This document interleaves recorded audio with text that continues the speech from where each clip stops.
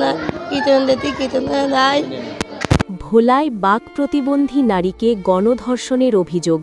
তজুমুদ্দিনে কীর্তন শুনতে গিয়ে নৃশংস নির্যাতনের শিকার এক সন্তানের জননী। বিস্তারিত দেখুন ভোলা প্রতিনিধি মোহাম্মদ জুয়েল রানার পাঠানো তথ্যচিত্রে। ভোলা জেলার তজুমুদ্দিন উপজেলায় এক বাক প্রতিবন্ধী হিন্দু নারী গণধর্ষণ ও শারীরিক নির্যাতনের শিকার হয়েছেন বলে অভিযোগ পাওয়া গেছে। গুরুতর আহত অবস্থায় তাকে উদ্ধার করে উন্নত চিকিৎসার জন্য ভোলা সদর হাসপাতালে পাঠানো হয়েছে। ঘটনাটি ঘটে রোববার ২২ ফেব্রুয়ারি দিবাগত রাতে তজুমুদ্দিন উপজেলার চাঁদপুর ইউনিয়নের ৩ নম্বর ওয়ার্ড অনিল সাধুর মন্দিরের সংলগ্ন ধোপা বাড়ির পাশের একটি সুপারি বাগানে। স্থানীয় সূত্রে জানা যায় ওই নারী রোববার দুপুরে অনিল সাধুর মন্দিরে কীর্তন শুনতে যান। রাত আনুমানিক ৯টার দিকে বাড়ি ফেরার পথে স্থানীয় রাকিব, শাকিল ও রাসেল নামের ৩ যুবক তাকে টাকার প্রলোভন দেখিয়ে অটোরিকশায় তুলে নির্জন একটি সুপারি বাগানে নিয়ে যায়। সেখানে জোরপূর্বক চেতনানাশক খাইয়ে অচেতন করে রাতভর পালাক্রমে তাকে ধর্ষণ করা হয়। এই সময় তাকে নির্মম শারীরিক নির্যাতনেরও শিকার হতে হয়। রাতের কোনো এক সময় জ্ঞান ফিরলে ওই নারী চিৎকার শুরু করেন। তার আর্তচিৎকারে স্থানীয়রা ছুটে এসে তাকে গুরুতর আহত অবস্থায় উদ্ধার করে প্রথমে তজুমুদ্দিন উপজেলা স্বাস্থ্য কমপ্লেক্সে নিয়ে যান।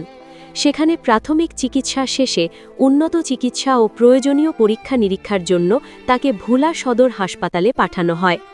এ বিষয়ে তজুমুদ্দিন উপজেলা স্বাস্থ্য কমপ্লেক্সের আবাসিক medical officer RMO doctor Shamsul Alam Sohel বলেন, ধর্ষণের শিকার নারীকে গুরুতর আহত অবস্থায় হাসপাতালে আনা হয়।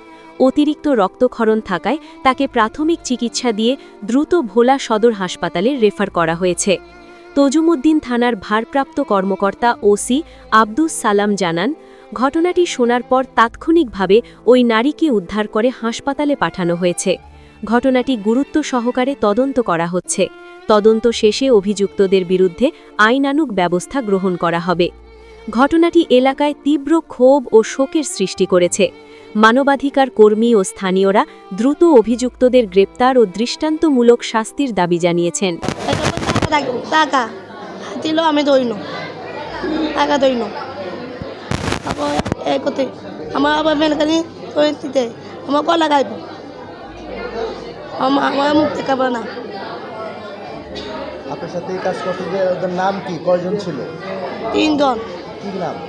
তাকিব, হাতন, তাকিব, হাতন আর তাকিব। দুপুর কালকে দুপুর 12টার দিকে গেছে কীর্তন শুনতো।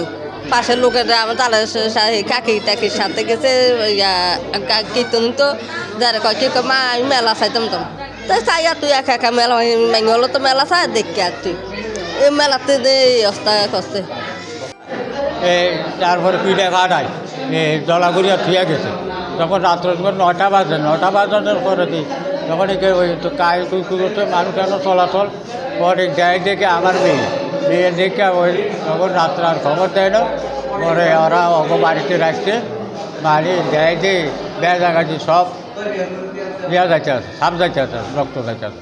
তখন সকালে ওরা হাসপাতাল ভর্তি করেছে।